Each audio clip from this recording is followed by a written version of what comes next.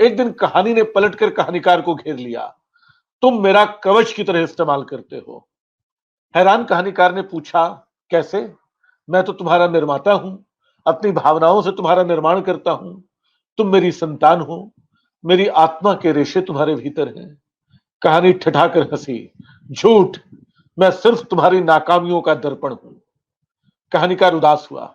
ठीक है, मैं जैसी कहानियां लिखना चाहता था वैसे लिख नहीं पाया, लेकिन मेरा सबसे ईमानदार रूप तुम्हारे भीतर है।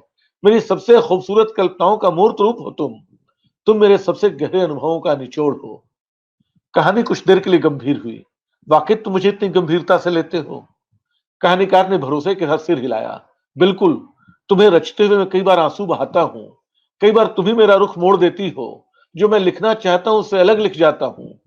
तुम तो दरअसल मेरा पूरा जीवन हो। मेरे तुम्हारे भीतर मेरे सारे रिश्ते नाते बसे हुए हैं। कहानी कुछ देर चुपचाप सोचती रही। वह कुछ उदास सी हो गई। उसने कहा, इस पर यकीन तो करना चाहती हूं लेकिन कर नहीं पाती।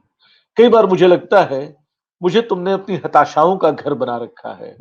तुम मेरे निर्माता हो लेकिन तुमने कभी मेरे साथ न्याय नहीं किया। कहानीकार चुप रहा। वह समझ नहीं पा रहा था कि क्या कहे। यह भी नहीं समझ पा रहा था कि कहानी ही पलटकर उससे सवाल कैसे करने लगी। एक लम्हे को उसे ख्याल आया, वह कहानी को नष्ट कर दे। वे पन्ने ही चिंदी चिंदी करके फेंक दे जिस पर एक कहानी लिखी जा रही है। इससे सारे सवाल खत्म हो जाएंगे। लेकिन उसे बहुत असुविधाजनक स्थिति लग रही थी। लेकिन उसे नहीं मालूम था कि कहानी उसके दिमाग के भीतर भी घुसी हुई है। वो हंसी। तो तुम मेरी हत्या कर देना चाहते हो? यह तुम्हारा पुराना तरीका है। जिंदगी से भागते हो, कहानी में दाखिल हो जाते हो। अब कहानी से भी भाग रहे हो। कहां कहां भागोगे तुम?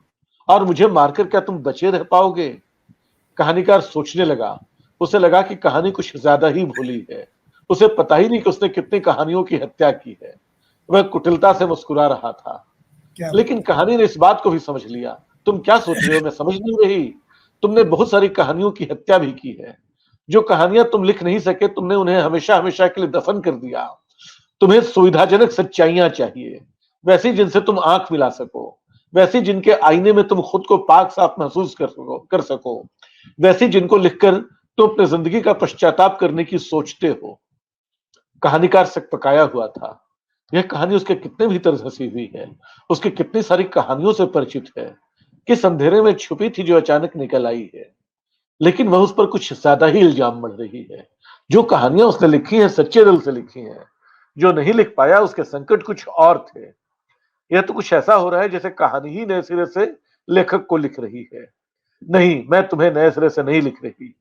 जैसे किसी गहरे कुएं से आई कहानी की इस आवाज ने उसे फिर चौंका दिया।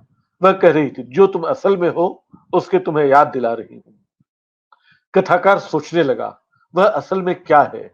क्या वह कुछ है भी, या वह किसी और द्वारा लिखी जा रही कहानी भर है? कौन उसे लिख रहा है? उसके कितने रूप हैं? ये कहानी उससे क्या कहना चाहती है?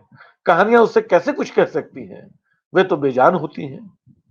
लेकिन कहानी साबित करने पर तुली थी कि वह बेजान नहीं है, बल्कि उसमें सिर्फ जान ही नहीं है, वह तीक्ष्ण संवेदन भी है, जिसके सहारे वह कथाकार के बिल्कुल अंधेरे कोनों को देख ले रही है। बल्कि वह उसका ईश्वर होने पर तुली थी। अब कहानी की आवाज कुछ सहानुभूति से भरी थी।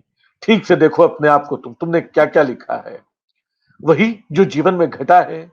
उसने जल्दी से जवाब देना चाहा। नहीं, जो जीवन में घटा है उससे तुमने डायरी बनाई, उसमें भी कुछ कहानी मिला दी।